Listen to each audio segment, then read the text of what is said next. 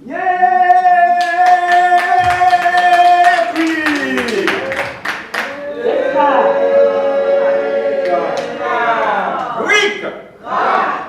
dirait que la cour dort. Et si la cour ne dort pas, c'est bien avancé de la soirée, je vais vous raconter une belle petite histoire qui va vous descendre dans l'estomac, comme de l'huile dans un baril, ainsi soit-il.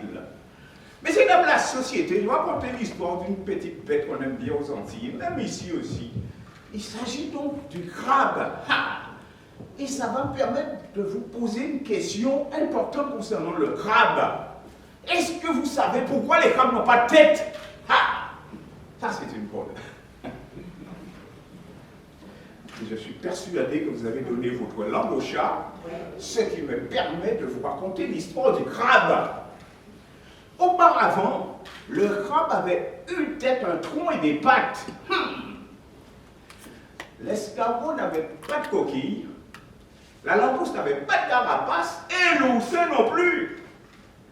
L'escargot, la langouste et l'oursin étaient les meilleurs amis du crabe. Et vous savez pourquoi, messieurs, dames, la société? Eh bien, c'est parce que le crabe est un super cuisinier. Il confectionnait des petits repas, même merveilleux, d'une qualité gustative extraordinaire. Un jour, on organisa une grande fête en l'honneur de la cousine de la langouste. Est-ce que vous savez comment s'appelle la cousine de la langouste, messieurs, dames, la société? Eh bien, je vais vous dire, ça s'appelle la petite écrevisse. Et là, c'était donc le mariage de la petite écrevisse. Et celle-ci voulait que ce soit une grande fête. Et pour cela, elle supplia les amis du crabe de venir pour le présent rehausser l'éclat de cette cérémonie. Et que croyez-vous qui se passe à monsieur de la société? Et bien, comme vous avez été sage, vous allez savoir la suite de cette belle histoire. Et bien, le jour de la cérémonie nuptiale, il s'est donc trouvé qu'aucun de ces illustres invités n'avait de costume adéquat pour la noce. Et là, la langouste, l'oursin et l'escargot se rencontraient et se concertaient. Il s'est dit comment on va sortir de cette situation. Et là, j'ai travaillé le ménage, j'ai dit ok, on va voir notre ami le crabe.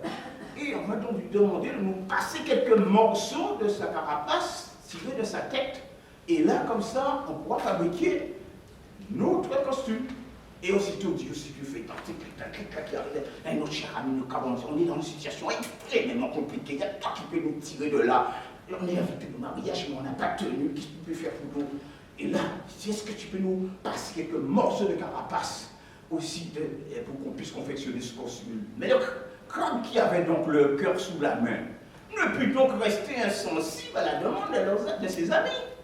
Et que croyez-vous qu'il fit? Il donc retira une partie de sa tête, il en donnait sa part à l'escargot, sa part à l'oursin et aussi sa part à la langouste. Et après, messieurs, dans la société, que croyez-vous que je passe là? L'escargot en profita pour faire une coquille, il devient sa maison. La langouste en fit un arc érigé de piques pour assurer sa sécurité. L'oursin en fit une sphère érigée des pics pour se protéger d'autrui. Et s'agissant du crabe, messieurs, de la société, que croyez-vous que lui arriva? Il fut, après avoir vidé sa tête très généreusement pour les autres, il fut donc contraint de mettre ses yeux sous son tronc et sa bouche aussi. Et c'est depuis ce jour-là, messieurs, dames, la société, que les crabes n'ont plus de tête. Moralité de l'histoire, puisqu'il y a toujours une moralité dans notre conte aux Antilles. Quand on est trop bon, on est trop con, et on finit par perdre sa tête. Le crabe l'a pris à ses dépens. Yécri, yécra.